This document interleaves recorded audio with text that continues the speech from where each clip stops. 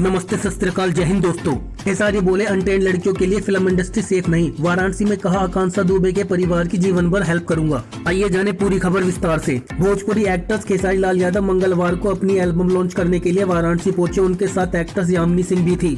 इस दौरान मीडिया से बातचीत करते हुए खेसारी ने कहा, जिन महिला कलाकारों को एक्टिंग नहीं आती उनके लिए ये इंडस्ट्री बिल्कुल भी सेफ नहीं है, क्योंकि जब आपको काम आएगा तो किसी के सामने झुकने की जरूरत नहीं पड़ेगी। इसलिए जो भी इस फील्ड में आए वह काफी सोच विचार करने के बाद ही आए। उन्होंने आकांक्षा दुबे की खुदकुशी के पीछे समर सिंह का हाथ होने के सवाल पर कहा, मर्द होने का मतलब ये नहीं है कि आप किसी पर हाथ उठाएंगे। आगे खेसारी बोले, जो व्यक्ति किसी महिला का सम्मान नहीं करता वह अपनी माँ का भी सम्मान नहीं करता है। आकांक्षा दुबे की माँ को न्याय नहीं मिला, इस सवाल के जवाब में खेसारी ने कहा, न्याय अब कोर्ट का विषय है। मैं आकांक्षा दुबे के परिवार की आर्थिक मदद कर रहा हूँ और आजीवन जब भी जरूरत होगी मैं मदद करता रहूंगा। सजा देना या किसी को दोषी कहना मेरे बस की बात नहीं है। और दोस्तों, खेसारी लाल यादव ने योगी सरकार के कामकाज की तारीफ की। उन्होंने कहा, यूपी में जब से योगी आदित्यनाथ की सरकार आई है कलाकारों में असुरक्षा की भावना खत्म हो गई है। उनमें कोई तो बात अच्छी है, इसलिए वे दोबारा चुनकर आए हैं। उनके काम से सभी कलाकार काफी खुश हैं। यूपी में भोजपुरी फिल्म की शूटिंग के लिए अच्छी सड़कें मिल रही हैं, शूटिंग के लिए बेहतर लोकेशन और माहौल भी मिल रहा है।